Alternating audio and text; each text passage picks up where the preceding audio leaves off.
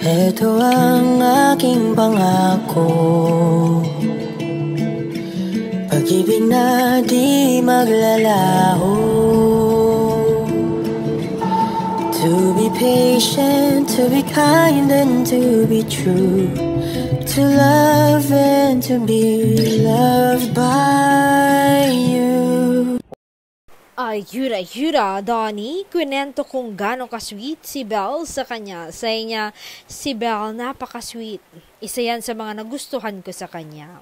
She always care of me. Like, andali ko kasing makatulog. Tulog mantika daw ako. So, minsan, hindi ko na natatanggal yung sapatos ko at madalas, hindi ako nagkukumot. Pero, si Belle ang gumawa sa akin nun. Siya minsan ang nagtatanggal ng sapatos ko at kinukumutan niya ako. Diba? Napaka-sweet at masasabi kong napakaswerte ko sa kanya na mayroon akong maalagang girlfriend.